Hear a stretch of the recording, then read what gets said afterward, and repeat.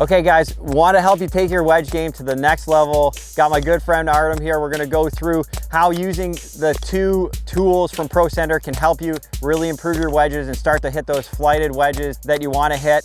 Stay tuned, looking forward to sharing this with you. Okay, so hitting flighted wedges, hitting solid wedges. I used this drill to help a player this morning. They were struggling with hitting heavy shots, okay? So the tendency for this player, just so you can understand where I was going with it, their arms would break apart and then they're actually over pivoting.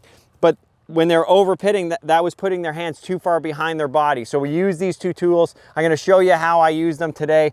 Artem's gonna be demoing for us, so you step in there. So we got the big ball, and then I don't have the small ball on the sleeve here. I got the big ball up top. I think most players can do the big ball pretty easily. So that's why I think for the wedges, this is a good one to demo. So we got sort of two things going. What do you feel when you push into the big ball there, Artem? Yeah, I mean, compared to the small ball, it's a lot less need to like grip hard, which is really convenient probably for a lot of golfers. Yeah. I like it here better because also it's doing the same thing.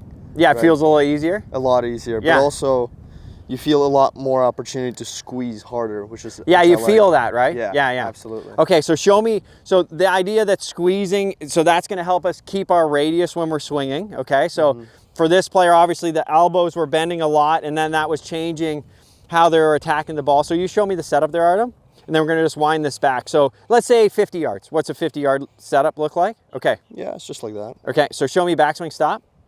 Okay, so a couple key checkpoints here. You can see his lead arm is sort of just outside of his toe line here, and his right wrist is starting to get into that sleeve. So for Artem, he sort of, I would say, hits like more of a cut spinner. So you'll see a range of club face probably between that and then a little bit more neutral like his is right now, depending on sort of what shot you'd like to hit. Again, this is a little bit more higher level player, so I let him, you know, have the face a little bit more like that because that matches the shot he's trying to hit.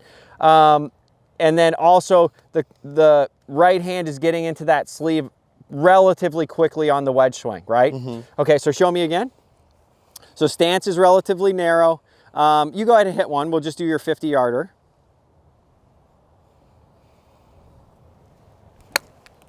Good. Yeah. Extend those arms through. Perfect. Okay, so there's his 50-yarder. So if we start changing where the arms are, and then we potentially changing how the wrists are moving, that's when this shot gets hard and it gets hard to manage the launch.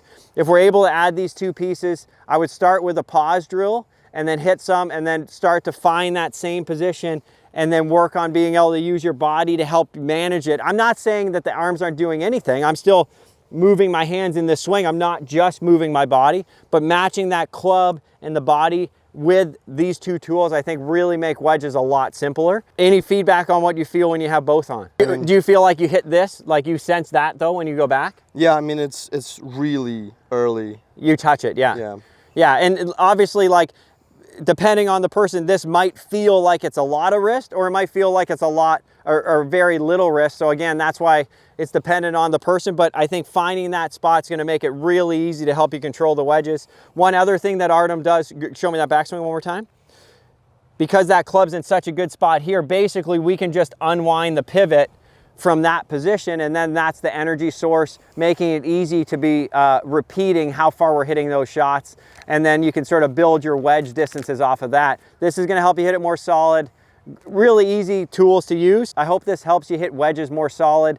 Use that little drill and these two tools. If you don't have access to those, use those positions that we were going through in the backswing to help you hit those wedges a little bit more clean.